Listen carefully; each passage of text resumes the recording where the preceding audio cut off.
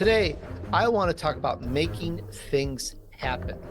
Now, listen, administrative assistant to a congressman when you're 17 years old. My head was about this big. You couldn't fit it inside a gymnasium.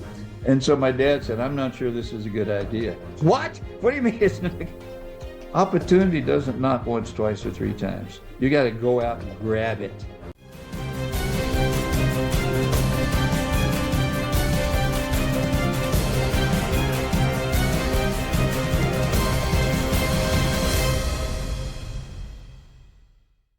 Welcome back to our channel, and we have another good story for you today to help you bounce back to success. Today, I want to talk about making things happen. We're going to continue from Max's last story that we just had in EP number 5.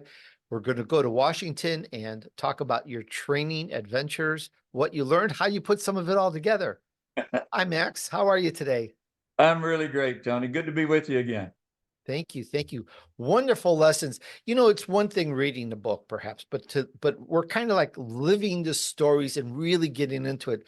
It's like we're making a movie of it. This is like so much fun. I really enjoy the time with you. So I want to thank you. Thank you. Now, in your chapter number 4, the cotton was taller. You learned some great leadership lessons, Max, and then perhaps by the grace of God, you were selected to be an assistant for the local congressman, but it didn't stop there. You know, I'm certain that many of us, perhaps myself included, I mean, you're talking a teenage kid. I mean, what would you do with that opportunity? I probably would have messed it up. I tell you that right now.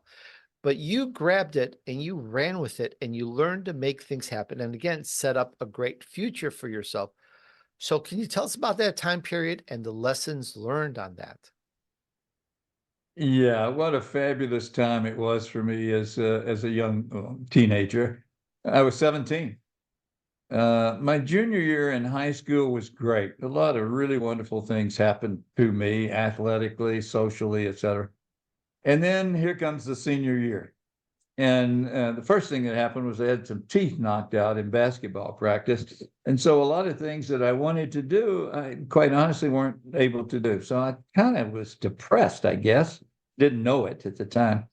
But the senior year just wasn't the best year. I had an opportunity, thanks to my dad and a local politician, I suppose. My dad was a farmer, but he knew this guy. And they invited my dad and I to meet with the congressman from our district, 8th District in Tennessee. And so we went to a hotel room, and I went in and I met Robert A. Everett, better known as Fats Everett. And Fats was extremely popular in our district. He probably got 95 to 98% of every vote when it was time for election. A true politician, quite honestly, representing the people. So anyway, I get this letter from him after the meeting, and actually it was to my dad, and said, I'd like to bring your boy up to Washington, D.C. to be the administrative assistant to me. Now, listen, administrative assistant to a congressman when you're 17 years old. My head was about this big. You couldn't fit it inside a gymnasium. And so my dad said, I'm not sure this is a good idea. What? What do you mean it's not? He said, well, you're only 17. You want to go up there to Washington, D.C. It's a big city job. You live out here in the country. I said, Dad, I can handle it. And so sure enough, I went to Washington, D.C. First time I'd ever been on an airplane. And flew into Washington and met with Fats. And he said, okay, I've got a place for you to stay, to live while you're here. And he said, there's some pages, congressional pages, and some other young men that live over there. And I said, okay, fine. So I went over there. It's terrible. It wasn't anything I was used to. So I said, I don't think I want to do this. So I called home and I said, Dad, do we know anybody that lives up here?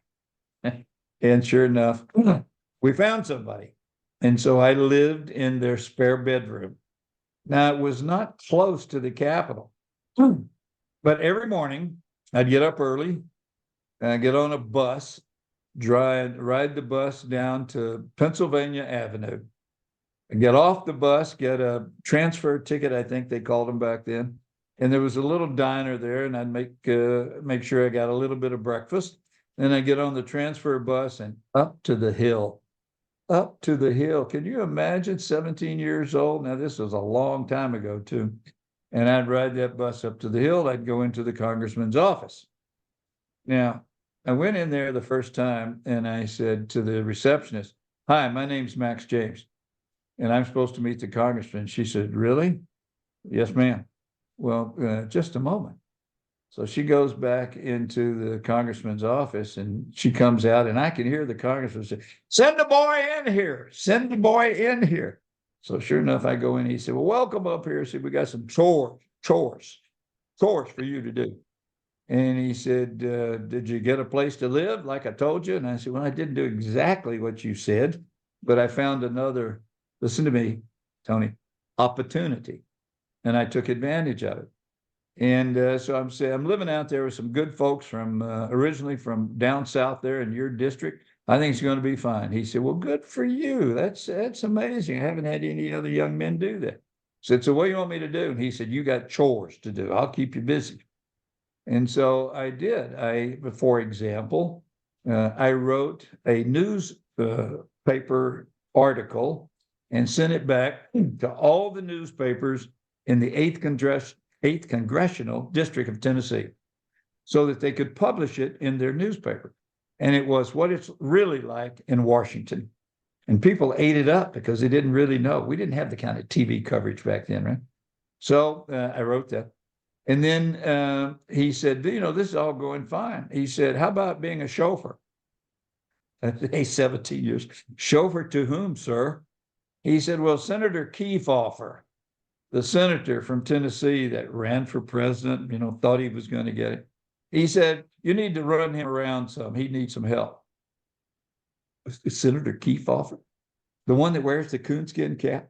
So I was the chauffeur for Senator Kefauver. He said, "The governor of Tennessee is coming up here. He's bringing his family. Meet him at the train. I want you to ring around, but put him in a hotel and take care of all that. Okay, will you?" The governor of Tennessee. Remember, I'm a farm boy, right? "Yes, sir, I'll take care of it." So I got them all put around. And he says, "And tomorrow for lunch, I want you to take them all to the Senate Beanery." I said, "Sir, I don't know where that is." He said, "It's in the Capitol, stupid." So I took them to the Senate Beanery. I mean, I was seeing folks that I just dreamed I'd never meet in my life, having a good time at it too. And so I was in my little room one night watching TV, and there was we used to call them dance parties, Tony. You're probably too young. But on TV, they had kids, teenagers that would come on, and they would have a guest celebrity rock and roll singer of some sort. And these kids would dance on TV. Now, I had done that back in Jackson, Tennessee, a little farm town. And so at the end of I enjoyed watching. At the end of the program, they said, "Okay, we have a contest. I want you to write in a letter, tell us why you would like to be on TV with Paul Anka, who still is he's the one that wrote for Frank Sinatra when I was 17, and a whole bunch of others." I said, "Oh my goodness." So guess what I did? I sat down, I wrote it. "I'm a poor farm boy from Tennessee. I'm up here all by myself. I don't have any friends. I'd sure like to." And I won. Taking advantage of what? An opportunity. I still have pictures of me and Paul Anka. Okay. And the girls, by the way, at this nightclub where he was performing. And they also, by the way, chose a young lady, which was kind of fun for me to meet a young lady being up there all by myself. So my point is, there was an opportunity. I thought, I'll give it a shot. When opportunity knocks, it doesn't knock just once. It doesn't knock 3 times. When opportunity knocks, you have to go out and answer the door. You have to grab opportunity by the throat and shake it and scream it until you've got control of the opportunity so you can take advantage. So that was one example. The other opportunity that my congressman presented to me, he said, "Okay, you're doing a good job up here. How'd you like to take my job?" Quite a job, 17 years old, become a. I said, "Oh boy, that sounds like fun," because boy, power is addictive. You have to be careful about power. And I loved what was going on up there. It was addictive. I like politics. I like congressmen. I like Senator Kefauver and Governor Clements. So I said, "Yes, sir, I like to do that." He said, "Okay, well, we have to fill in some squares. We have to fill in some boxes before you can have this job." I said, "Okay." He said, "First of all, you need to go to college. Well, first of all, you need to finish high school. Because remember, I had quit high school Right. at 17 and taken this job in Washington. And I said, well, sir, I mean, I don't really want to go back there. I like it up here. He said, well, let me tell you what we're going to do. We can take your graduation by correspondence. Tony, Humboldt, It's Tennessee doesn't totally have a unheard of. Who've ever heard of anything like this back then? Humboldt, Tennessee doesn't have a correspondence course. He said, lesson one in becoming a congressman and taking my job. For a congressman, they do. So he picks up the phone and he calls the superintendent of the school board, a banker, as I recall. And he said, hey, Jim, he said, I got one of your youngins up here. Damn fine job he's doing too. Proud of him. He said, but I need a favor. I need you to get a hold of his the principal up at his school and the teachers. And I want him to send up all of his homework assignments. And I'll see that he gets it done. Oh, and by the way, I'll send him home for finals. And I said, okay. So he said, turns to me, he said, it's all taken care of. And suddenly, here come all of my homework assignments from Humboldt, Tennessee teachers. I don't know what they had to do to get me. And he made me do them. I fill them out and take the exams. All right. I'm getting too long here. Sorry, Tony. And then he says, okay, now we have to do box number 2. He said, we got to get you to a university. I said, Fats, my family doesn't have a lot of money. I don't think I'm going to be able to go. He said, lesson 2, the government will pay for almost anything. We'll get them to pay for your college education. I said, how are you going to do that? He said, you hear about those military academies, West Point and the Air Force Academy and Naval Annapolis? Yes, sir. And then there was a famous article that came out about the brand new Air Force Academy. So he said, fine, if that's the one you want, I'll appoint you. Well, it didn't work out quite that way, Tony. He selected 10 young men from his district, and you had to compete with them. Well, guess what? I didn't win the competition because one of the young men that had applied was a baseball recruit for the Air Force Academy. So he got chosen. And I thought, well, that's the end of that. Maybe I'll go to Tennessee, University of Tennessee, if I can find some money. And we both went. They had a thing called qualified alternatives. Not everybody that was qualified decided to go. So I got to go. So here's the point, and I'm sorry for the length of all this, but here's the point. If you find an opportunity, whether it's being a guest on a dance party on TV, or whether it's a chance to compete for something that might really benefit you now and or in your future, take advantage of it. Opportunity doesn't knock once, twice, or 3 times. You got to go out and grab it. Okay. And so guess what? I went to the Air Force Academy because my dad and a friend had introduced me probably in a motel in Humboldt, Tennessee, to a congressman who said, and you know what? We stayed good friends, the congressman and I. He was in my wedding when I graduated from the academy. We went to military football games together. A wonderful man, and sorry, it was a great loss to me when he passed. Yeah. What really inspired me on this chapter was that you made things happen. Just as I said at the very beginning, the introduction, you just didn't say, oh, great, here I am. I know too many people that aren't even motivated with what they have. And here you worked it. You just didn't, you said your head was bigger than a gymnasium, but you didn't act like it. You pushed, you hustled.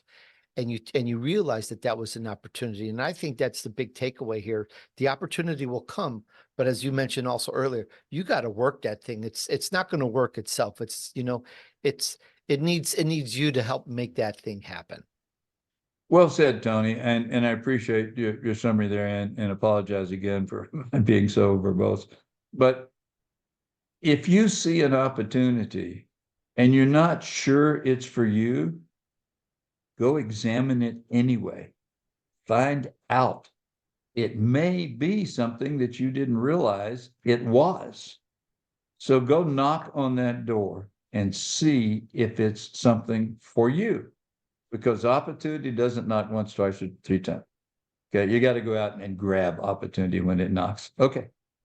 I Thanks, love it. Tom. Absolutely. Max, thank you so much for the lesson. Really appreciate it. Great takeaway, something to think about because we get opportunities all the time. So you got to really examine them as well. And I want to say to our audience, thanks for hanging out with us. And if you attribute some of your success in following a leader, tell us your story. We'd love to hear about it. And we'd love to know how you've used the information in this chapter, and tell us anything else that's a takeaway on that. Once again, Max. Yes, and Max. you will learn, and you will learn from their experiences. So please share them with us. Absolutely. I like that. And if you like this podcast, please give it a big thumbs up, subscribe down below, and we'll see you on the next episode, Bouncing Back. See you soon, Tony.